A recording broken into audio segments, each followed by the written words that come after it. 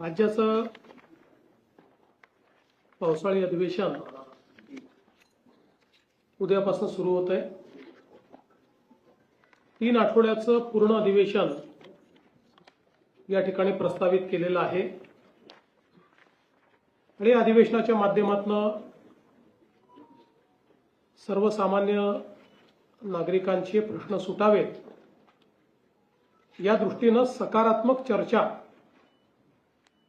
आणि त्याच्यावर सरकारच्या वतीने योग्य उपाययोजना अशा पद्धतीचं नियोजन करणं हे सरकारी पक्ष म्हणून आम्ही त्याचा प्रयत्न करणार आहोत। खरं म्हणजे आजही आमच्या विरोधी पक्षांनी चहापानावर बंदी घातली किंवा चहापानावर बहिष्कार घातला। खरं तर ते चर्चेला आले असते तर काही गोष्टींवर चर्चा झाली असती, काही विचार विनिमय झाला असता, पण त्याऐवजी त्यांनी 6 पानाचं एक पत्र आम्हाला दिलं आहे। एक गोष्ट चांगली आहे की मागच्या वेळी पत्रावर सह्या नाहीत अशी टीका झाल्यामुळे यावेळी पत्रावर सह्या दिसतायत, पण आपल्यापैकी ज्यांनी पत्र बघितलं असेल त्यांच्या लक्षात येईल की आधीच सगळ्यांच्या सह्या वेगळ्या पानावर घेऊन ठेवल्या आहेत आणि त्याच्यावर 6 पानाचं पत्र जोडलेलं आहे। त्याच्यामुळे हरकत नाही, पण किमान म्हणजे काहीतरी आमचे विरोधक लक्षात घेत आहेत, ही अतिशय चांगली गोष्ट आहे। आणि आपण जर बघितलं तर हा जो काही सह्यांचा जो काही एका कागदावर त्या ठिकाणी हाताने गोष्ट क्रमांक लिहिलेला आपल्याला पाहायला मिळतो, त्यातून लक्षात येतं की ते वेगळं जोडलेलं आहे। आपण जर हे पत्र बघितलं, मला थोडी शंका आली म्हणून मी जरा चेक केलं तर माझ्या लक्षात आलं की हे पत्र देखील ChatGPTने तयार केलं आहे। याचा उपयोग करून म्हणजे पत्र हे तयार करण्याकरता आता विषय राहिले नाहीत, कल्पकता राहिली नाही किंवा प्रश्नांचं आकलन जे आहे ते आकलन राहिलेलं नाही। त्यामुळे एआयचा उपयोग करून पण मला या गोष्टीचा आनंद आहे की किमान टेक्नॉलॉजीचा उपयोग हे विरोधक करायला लागलेले आहेत। ही चांगली गोष्ट आहे। आपल्यापैकी प्रत्येकालाच तंत्रज्ञानाचा उपयोग केला पाहिजे। येणारा जमाना एआयचा असल्यामुळे येणारी आव्हानं लक्षात घेत विरोधकांनी आतापासून त्याचा उपयोग सुरू केला, त्याबद्दल मी त्यांचं अभिनंदन देखील या निमित्ताने करतो। आणि खरं तर आपण बघितलं पाहिजे की आता या ठिकाणी यावेळी जयंतराव वेळेवर पोहोचले या पत्रकार परिषदेमध्ये, कारण आपण कनेक्टिंग लिंक तयार केलेली असल्यामुळे ते कुठेही ट्रॅफिकमध्ये अडकले नाहीत आणि या ठिकाणी ते पोहोचले। फक्त आता अल निनोला देखील आमच्याशी जोडण्याचा प्रयत्न त्यांचा चाललेला आहे। ही देखील अतिशय आनंदाची गोष्ट आहे की हे पण जर त्यांनी ChatGPTला विचारलं असतं तर अशा प्रकारचे स्टेटमेंट्स त्यांनी केले नसते। आणि आपल्याला कल्पना आहे की भास्करराव अलीकडच्या काळात खूप रागवतात। तुम्ही कालच बघितलं असेल की ते आपले मिलिंद नार्वेकर यांनी 2-4 वेळा हॉर्न वाजवल्यानंतर भास्कररावनी त्यांचंच ऑपरेशन तुडवा करून टाकलं। तर हरकत काही नाही। मला असं वाटतं की आता एकूणच या संपूर्ण पत्रकार परिषदेमध्ये कोणताही नवा विषय हा विरोधक मांडू शकलेले नाहीत। त्यांच्या पत्रातही म्हणजे एक तर पॅराग्राफ असा आहे की मी तुम्हाला 2023 पासूनच्या प्रत्येक पत्रामध्ये तो पॅराग्राफ तुम्हाला दाखवू शकतो। म्हणजे त्याचं ते काही बदलतच नाही, तसे तेच घटना टाकतात। ज्या घटनांवर चर्चाही झाली, कारवाई झाली तरी त्याच घटना टाकतात, कारण लोकांना अपेक्षित असे मुद्दे हे विरोधकांना अवगतच नाही आहेत। हा याच्या मागचा मोठा प्रश्न आहे। आता त्यांनी कर्जमाफीच्या संदर्भात देखील याच्यामध्ये सूतोवाच केलेला आहे। पहिल्यांदा तर मी स्पष्ट करू इच्छितो, समोर कुठल्याही निवडणुका नसताना आम्ही कर्जमाफी केली आहे।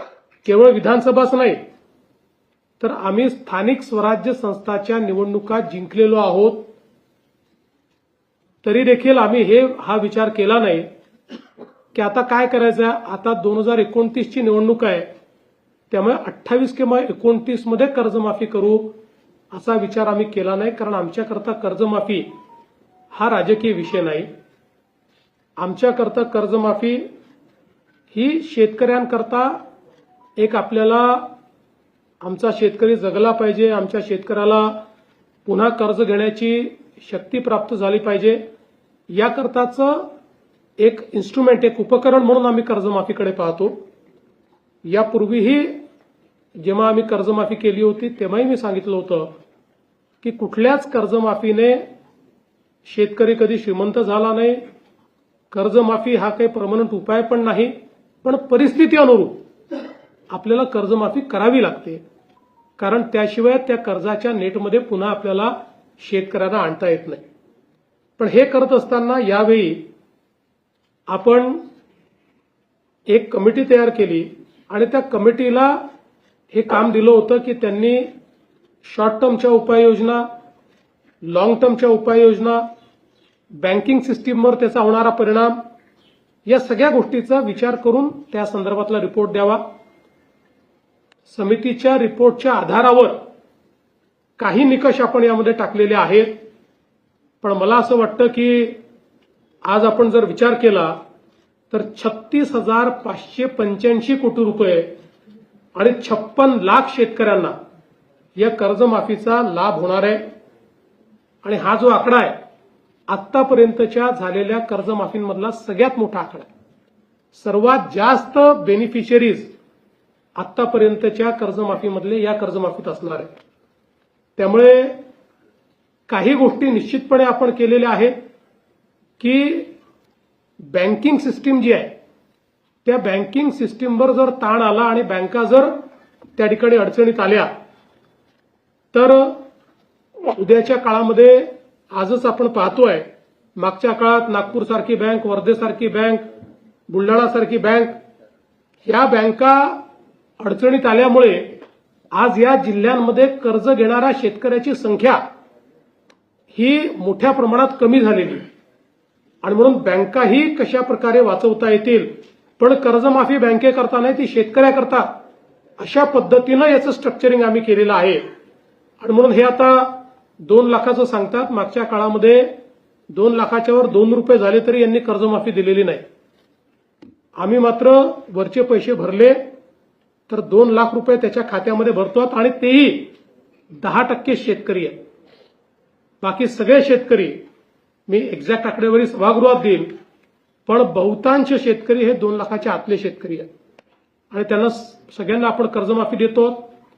वारंवार 3-3 वेळा आपण कर्जमाफी करत असताना कुठेतरी कर्ज भरण्याची जी काही सिस्टीम आहे ती सिस्टीम ही कोलॅप्स होऊ नये, की सरकार कर्जमाफी करणारच आहे अशा पद्धतीची भावना तयार होऊ नये म्हणून काही उपाययोजना याच्यात समितीने सांगितल्या, त्या उपाययोजना आपण केल्या. पण ही कर्जमाफी जशी पुढे जाईल तसं एक याच्यात उपसमिती केली आहे. मी आणि दोन्ही उपमुख्यमंत्री आणि काही मंत्री त्या उपसमितीत आहेत. आम्हाला सगळे अधिकार हे या उपसमितीला मिळालेले आहेत. या उपसमितीच्या माध्यमातून ही कर्जमाफी पुढे जात असताना ज्या ज्या अडचणी येतील किंवा जिथे कुठे असं वाटतंय की शेतकऱ्यावर अन्याय होतोय किंवा काही बदल करण्याची आवश्यकता आहे, ते सगळे अधिकार आम्हाला दिलेले आहेत. त्यानुसार त्या त्यावेळी योग्य निर्णय हे आम्ही निश्चितपणे त्या ठिकाणी घेऊ. खरं म्हणजे एक राज्यामध्ये खूप अडचणीची परिस्थिती तयार झालेली आहे. अल निनोमुळे पाऊस खूप लांबलेला आहे आणि मोठ्या प्रमाणात पावसाचं डेव्हिएशन आहे. जर आपण जून महिन्याच्या पावसाचा विचार केला तर आतापर्यंत सरासरीपेक्षा 80% कमी पाऊस पडलेला आहे आणि तो आपण जर बघितला तर विदर्भात 80%, मध्य महाराष्ट्रात 83% आणि कोकणात तर सरासरीच्या 86% कमी आहे. मराठवाड्यात ओव्हरऑलच पाऊस कमी पडत असल्यामुळे तो 69% कमी आहे. त्यामुळे ही अत्यंत चिंतेची बाब आहे. काही जिल्ह्यांमध्ये तर अजून पावसाचा एक थेंबही पडलेला नाही. आता जे काही आयएमडीने आज आपल्याला माहिती दिलेली आहे त्या माहितीप्रमाणे कोकणामध्ये 23 जूनपासून पावसाचा थोडासा जोर धरेल आणि काही प्रमाणात जोराचा पाऊस हा काही दिवसात आपल्याला तो पाहायला मिळेल. पण विदर्भ असेल किंवा मराठवाडा असेल, इथे मात्र कमी किंवा मध्यम पाऊसच सध्या आहे.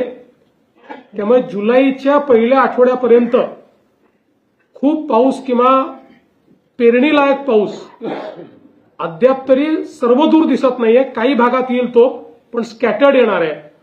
आणि म्हणून आमची सर्व शेतकऱ्यांना विनंती असेल की सातत्याने आम्ही अॅडव्हायझरी देतो आहोत. राज्य सरकारच्या अॅडव्हायझरीप्रमाणे म्हणजे 100 मिलीमीटर पाऊस जेव्हा जमिनीत जातो त्यानंतरच या पेरण्या करणं हे अपेक्षित आहे. त्यानुसार आपण सगळा फोरकास्ट आणि सगळ्या सूचना या शेतकऱ्यांना देतो आणि शेतकऱ्यांनी निश्चितपणे मला असं वाटतं की त्याच्याकडे लक्ष देऊनच हे करावं. पाणी साठा देखील सध्या मर्यादित आहे. राज्यात एकूण 24% पाणी साठा आहे, जो मागच्या वर्षी या दिवसांमध्ये 33% होता. नागपूर विभागात 35% आहे, अमरावती विभागात 38% आहे, छत्रपती संभाजीनगर विभागात 26% आहे, पुणे विभागात केवळ 14% आणि कोकणात 29% आहे, नाशिक विभागात 24% आहे. त्यामुळे एकूणच आपण जी काही शेती करता पाण्याची आवर्तनं होती ती काही प्रमाणात आता आपण त्याच्यात बंदी घातली, विशेषतः उपस्यावर बंदी घातली आवर्तनापेक्षा.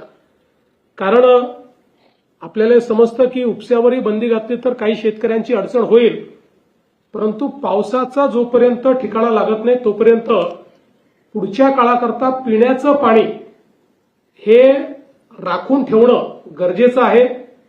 अन्यथा मान्सून जर लांबला तर पाण्याचं दुर्भिक्ष्य, पिण्याच्या पाण्याचं दुर्भिक्ष्य तयार झालं तर मात्र खूप मोठं संकट हे महाराष्ट्रावर उभं राहील. आणि म्हणून काही प्रमाणात थोडी शेतकऱ्यांची नाराजी पत्करून देखील आम्ही उपसा जो आहे तो आता त्या ठिकाणी बंद केलेला आहे. बाकी आपल्याकडे बियाण्यांची परिस्थिती अगदी चांगली आहे. भरड धान्याचं पीक जर लोकांनी थोडं शेतकऱ्यांनी जास्त घेतलं तर कमी पाण्यात देखील ते मॅनेज होऊ शकतं. आता इंधन आणि गॅसच्या पुरवठ्यातही काही फार अडचणी राहिलेल्या नाहीयेत. आणि मला असं वाटतं की आता खतांच्या संदर्भातही मिश्र खतं योग्य पद्धतीने उपलब्ध आहेत. युरियाची थोडी कमतरता आहे, पण एकदम कमतरता आहे असं नाहीये. त्याच्यामध्ये थोडं लक्ष देऊन आपण युरियाचं जे काही वाटप आहे ते करण्याचा प्रयत्न या ठिकाणी करतो आणि केंद्र सरकार त्याचा पुरवठा देखील आपल्याला या ठिकाणी करते. आज खरं म्हणजे विरोधकांनी आपल्या पत्रामध्ये नीट परीक्षेचा उल्लेख केलेला आहे. आज अतिशय नीट पद्धतीनं नीटची परीक्षा पार पडलेली आहे आणि राज्यातील 2 लाखापेक्षा जास्त विद्यार्थ्याने कुठलीही अडचण न येता नीटची परीक्षा ही त्या ठिकाणी दिलेली आहे. खरं म्हणजे आता राज्यामध्ये आपण अनेक सुधारणा केलेल्या आहेत. त्या संदर्भातली सगळी माहिती सभागृहामध्ये आपण वेगवेगळ्या चर्चांच्या माध्यमातून देऊ. केंद्रामध्येही एनडीएच्या सरकारला 12 वर्ष पूर्ण झाली आहेत आणि त्याही संदर्भात महाराष्ट्राला मोठ्या प्रमाणात मोदीजींच्या सरकारची जी मदत मिळाली त्याबद्दल त्यांचे आभार आम्ही मानतो. त्याची माहिती सभागृहाच्या माध्यमातून देण्याचा प्रयत्न आम्ही करू. मला असं वाटतं की एकूणच जर आपण या सभागृहाचा विचार केला तर 10 विधेयकं या अधिवेशनामध्ये मान्यतेकरता येणार आहेत आणि त्यातलं सगळ्यात महत्वाचं मी समजतो असं विधेयक म्हणजे महिला शेतकऱ्यांना कायदेशीर दर्जा देण्याचं विधेयक आहे. आज आपण ज्यावेळेस सर्व्हे करतो त्यावेळेस लक्षात येतं शेती क्षेत्रामध्ये सर्वाधिक काम करणाऱ्या महिला आहेत, पण महिलांना शेतकऱ्याचा दर्जा नाही किंवा त्यांच्या नावाने शेती नसल्यामुळे त्यांना शेतकरी समजलं जात नाही. आणि म्हणून स्वामीनाथन यांनी या संदर्भात सुधारणा सुचवल्या होत्या. स्वामीनाथन यांच्याच कन्या ज्या आहेत सौम्या स्वामीनाथन यांनी या संदर्भात आपल्याला कल्पना असेल की आपल्या महिला शेतकरी वर्षाच्या निमित्ताने आपल्याकडे एक जॉईंट सेशन आपण घेतलं होतं आणि त्यावेळी त्यांनी या संदर्भातलं एक प्रेझेंटेशन करून महिला शेतकरी या संदर्भातला दर्जा देणारं विधेयक जर आणलं तर त्याचा महिला शेतकऱ्यांना कसा फायदा होईल याचं प्रेझेंटेशन केलं होतं. त्यानुसार आता आपण हा निर्णय केला आणि याच अधिवेशनामध्ये आपण महिला शेतकऱ्यांना कायदेशीर दर्जा देऊन त्या शेतकरी असल्याचा दाखला हा त्यांना देणार आहोत. या व्यतिरिक्त अनेक विधेयकं याच्यामध्ये आहेत आणि मला असं वाटतं की काही एक फक्त विधेयक मागचं पेंडिंग विधेयक आहे विधान परिषदेत, बाकी नवीन विधेयकं या ठिकाणी येणार आहे. आणि निश्चित मी पुन्हा एकदा सांगतो, आमचा प्रयत्न हा संवादाचाच आहे. विरोधकांनी संवाद ठेवला तर आम्ही चर्चेतनं सगळ्या गोष्टींची उत्तरं द्यायला तयार आहोत. राजकारण केलं तर राजकीय उत्तर मिळेल, समाजकारण केलं सामाजिक उत्तर मिळेल, हितांकरता निर्णय केले किंवा हितांकरता चर्चा केली तर हितकारी अशा प्रकारचेच त्या ठिकाणी उत्तरं मिळतील.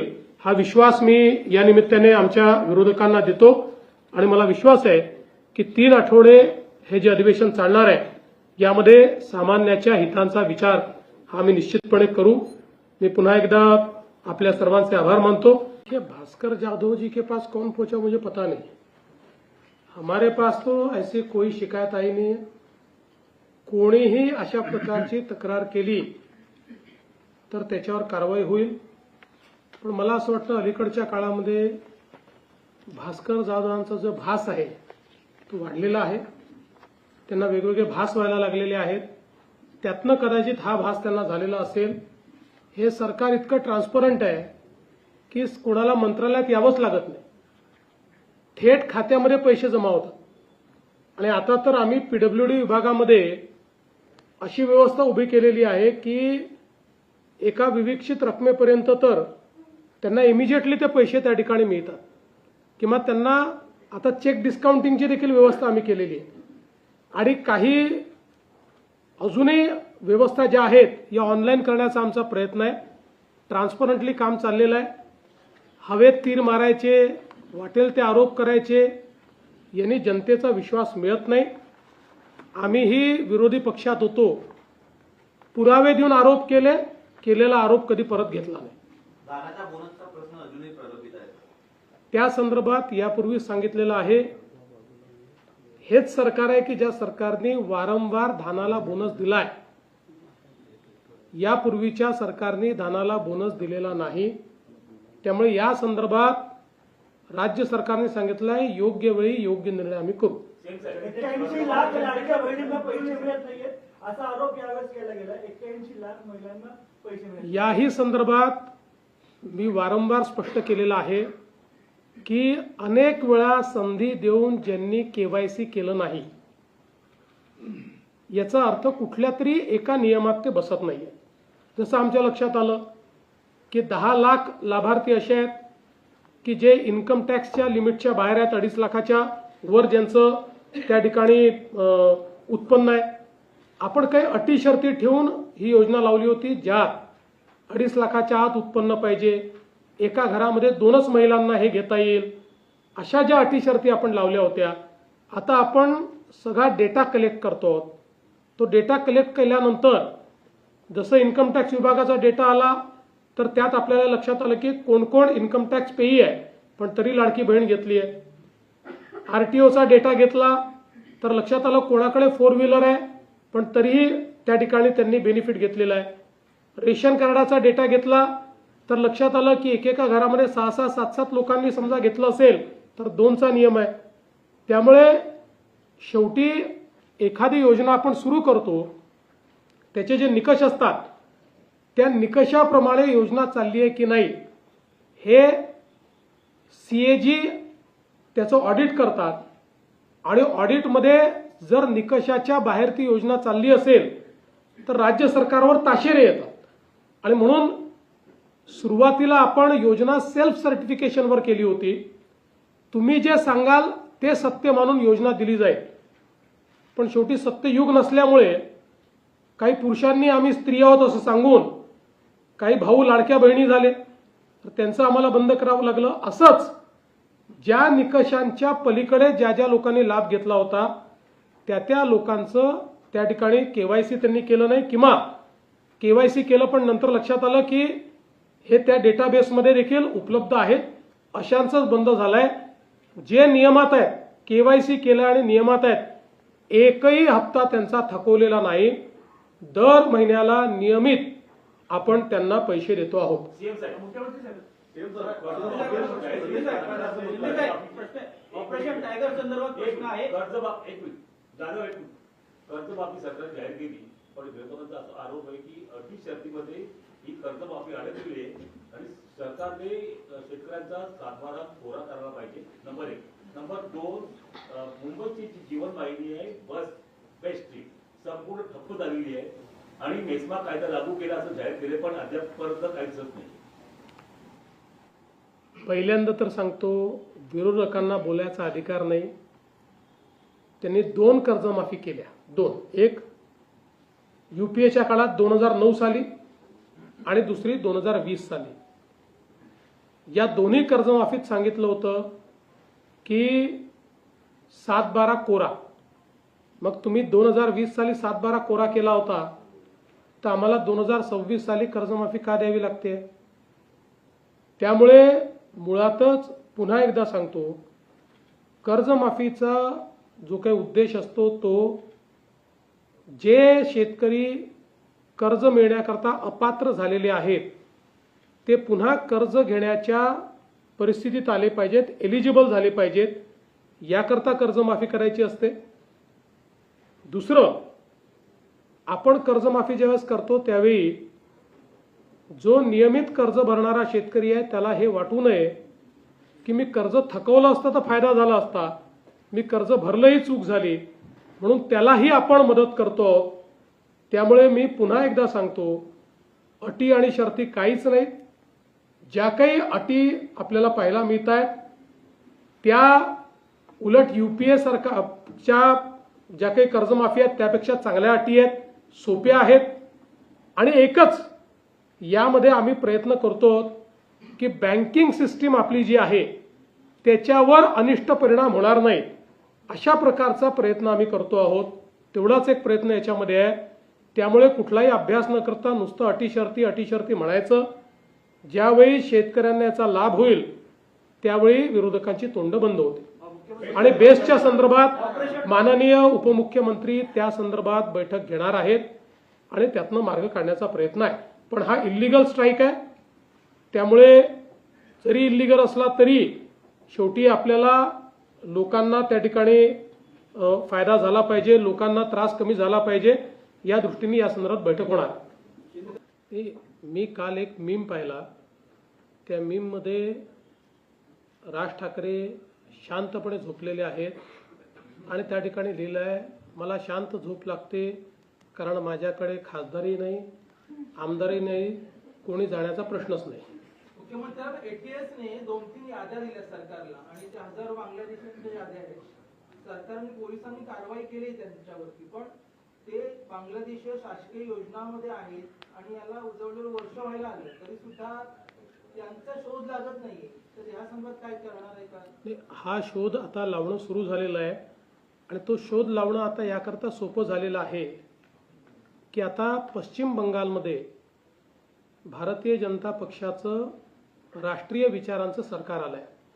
मुळामध्ये आमचा प्रॉब्लेम हाच असायचा की ज्यावेळी आम्ही आयडेंटिफाय करायचो, आयडेंटिफाय केल्यानंतर लक्षात यायचं की बांगलादेशी आहे, पण पश्चिम बंगालमधल्या कुठल्या तरी गावातनं सगळी कागदपत्र, जन्माचा दाखला, रेशन कार्ड, सगळी दाखलं त्यांनी तयार केलेली असायची.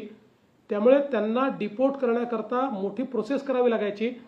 त्या जिल्ह्यात जाऊन ती कागदपत्र खोटी आहेत ही त्या ठिकाणी प्रूव्ह करावी लागायची. आता सुदैवाने अशा पद्धतीची कारवाई पश्चिम बंगालमध्ये कोणाला करता येणार नाही. तेव्हा आता डिपोर्टेशन हे फास्ट होईल. नीटच्या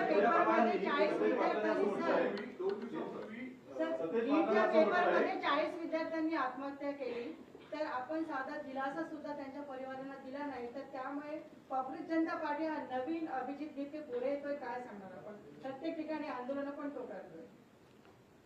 पहिल्यांदा तर मला असं वाटतं की हे जे काही आकडे आपण देतोय, अर्थात एकाही मुलाने आत्महत्या केली असेल तर ते दुःखाचीच गोष्ट आहे, पण 40 वगैरे असे जे आकडे आपण देतोय, मला असं वाटतं की थोडं संवेदनशीलतेने ह्याकडे आपण दिले पाहिजेत. दुसरं, या ठिकाणी आता आपण सगळ्यांनी जी काही तो कुठला तुम्ही काय काक्रोच का काय त्याची आंदोलनं बघितली, कोणाचाही रिस्पॉन्स त्याला नाही. म्हणजे काही ठिकाणी कम्युनिस्ट पक्षाचे लोक गेले, काही ठिकाणी काँग्रेसने लोक पाठवले, तरी 1000-1200चा आकडा पूर्ण करू शकत नाही. त्यामुळे मला असं वाटतं की याच्यावर फार विचार करण्याची आवश्यकता नाही आहे. सतेज पाटलांनी असं म्हटलंय की महायुती सरकारमध्ये भावकीचा वाद सुरू आहे आणि त्यामुळे सर्वसामान्य प्रश्नांकडे लक्ष द्यायला सरकारकडे वेळ नाही. तर तसा वाद काही सुरू आहे का? कोण म्हणाला? सतेज पाटील. त्यांच्याकडचा सुटला वाद नाही, सुटला असेल असं मला वाटतं. म्हणजे होता का नाही मला माहित नाही, पण सुटला असेल असं आपण त्या ठिकाणी समजू. आमच्यात फक्त भावकी आहे, वाद नाही आहे. नुकताच वर्धापन दिन पार पडला पक्षाचा आणि त्यामध्ये उद्धव ठाकरे असं म्हणाले की वेळ प्रसंगी मी माझ्या शिवसेना पदाचा राजीनामा द्यायला तयार आहे आणि कुठल्याही एका सामान्य शिवसैनिकाला मी त्या पदी बसवायला तयार आहे. तुमच्या दोघांचंही मत हवं आहे. नाही, आणि याला लागून एक प्रश्न आहे की या संदर्भात उद्धव ठाकरेंच्या या मेळाव्यामध्ये त्यांचे आधी पक्ष असणारे शिवसेना धनुष्यबाणच्या ऐवजी त्यांचा रूप भाजपवरच अधिक होता. पहिल्यांदा तर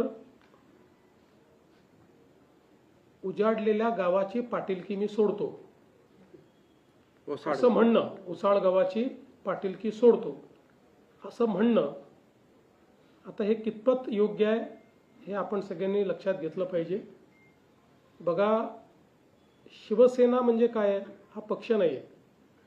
हा शिवसेना प्रमुख बाळासाहेब ठाकरेंचा विचार आहे आणि तो संपत्तीचा वारसा नाही आहे, तो विचारांचा वारसा आहे. तो विचारांचा वारसा ज्या क्षणी त्यांनी सोडला त्या क्षणी ज्यांना विचार मान्य होते ते सगळे वेगळे झाले आणि त्या सगळ्यांनी एकनाथराव शिंदेजींच्या नेतृत्वामध्ये हा विचारांचा वारसा पुढे नेण्याकरता शिवसेना ही जिवंत ठेवली. आणि आज आपण बघतोय की सातत्याने हा विचार मांडणारे जे कार्यकर्ते आहेत, लोकप्रतिनिधी आहेत, ते विश्वासाने सगळे एकनाथराव शिंदेजींच्या नेतृत्वात एकत्रित येत आहेत. त्यामुळे मला असं वाटतं की ज्यावेळी आत्मचिंतन करण्याची आवश्यकता होती त्यावेळी माननीय उद्धवजींनी आत्मचिंतन केलं नाही. हा त्याचा परिणाम आहे. आज आता कोणाच्याही मनात ही शंका उरलेली नाही. बाळासाहेबांची शिवसेना म्हणजे एकनाथराव शिंदेजी चालवत आहेत तीच शिवसेना आहे. बाळासाहेबांचा धनुष्यबाण आता एकनाथराव शिंदेजींच्या सोबत आहे, त्यांच्या जवळ आहे आणि बाळासाहेबांचेच विचार ते पुढे नेत आहे.